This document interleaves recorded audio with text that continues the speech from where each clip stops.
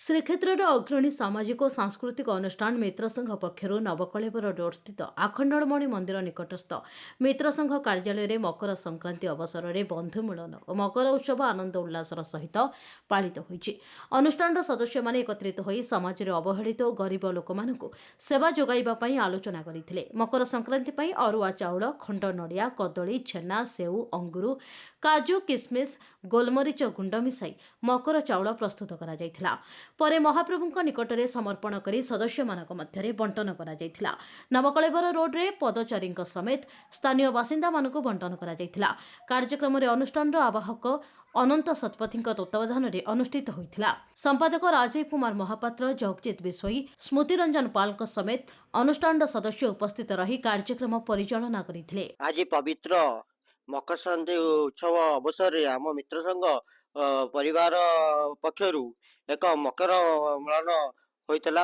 ଏଥିରେ ଆମର ସମସ୍ତ ଛୋଟ ଭାଇ ଓ ଆମର ସଦସ୍ୟମାନେ ଉପସ୍ଥିତ ରହି ଆମର ଏଇ ମକର ଉତ୍ସବକୁ ମହା ଆନନ୍ଦରେ ଅତିବାହିତ କରିଥିଲେ। ଆଜି ସୂର୍ଯ୍ୟଦେବ ମକର ରାଶିରେ ଅବସ୍ଥାନ କରିଛନ୍ତି ଓ ଉତ୍ତରାୟଣ ଗତିରେ ମଧ୍ୟ ଅବସ୍ଥିତ ଅଛନ୍ତି। ଆଜିଠାରୁ ଦିନ ବଡ଼ ରହିବ ଆଉ ରାତି ସାନ ରହିବ। ଆମ ବିଗତ ସମୟରେ ରାତି ବଡ଼ ଥିବା ହେତୁ ଆମେ ବହୁତ ଶୀତ ଲହଡ଼ିରେ ଶୀତ କାକରରେ ପଡ଼ିଥିଲୁ। ଆଉ ଏବେଠାରୁ ଖରାର ପରିମାଣ ବଢ଼ିବ, ଆମର ଦିନର ପରିମାଣ ମଧ୍ୟ ବଢ଼ିବ। ଆମେ ମଧ୍ୟ ଆମର କାର୍ଯ୍ୟକ୍ରମ ମଧ୍ୟ ଅଧିକ ସମୟ ଧରି କରିପାରିବୁ। ଆଉ ସେବା କାର୍ଯ୍ୟ ମଧ୍ୟ ଏହି ସମୟରେ ମଧ୍ୟ ଅଧିକରୁ ଅଧିକ କରିବା ପାଇଁ ଆମେ ମନସ୍ଥ କରିଛୁ। ଆଜି ପବିତ୍ର ମକର ସଂକ୍ରାନ୍ତି ଉପଲକ୍ଷେ ଆପଣ ସମସ୍ତଙ୍କୁ ହାର୍ଦ୍ଦିକ ଅଭିନନ୍ଦନ ଆଉ ଶୁଭେଚ୍ଛା। ଆମର ଆଜି ଯେଉଁ ପବିତ୍ର ଦିବସରେ ସମସ୍ତ ସଦସ୍ୟମାନଙ୍କୁ ନେଇ ଗୋଟେ ବନ୍ଧୁ ମିଳନ କାର୍ଯ୍ୟକ୍ରମ କରାଯାଇଥିଲା। ମକର ସଂକ୍ରାନ୍ତି ମକର ଚାଉଳ କାର୍ଯ୍ୟକ୍ରମ କରାଯାଇଥିଲା।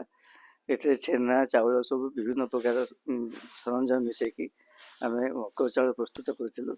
ଆମ ସମସ୍ତ ବନ୍ଧୁମାନେ ବହୁତ ଭଲ ସହ ଆମେ ଉପଭୋଗ କଲୁ ଆଜି ଦିନଟିକୁ।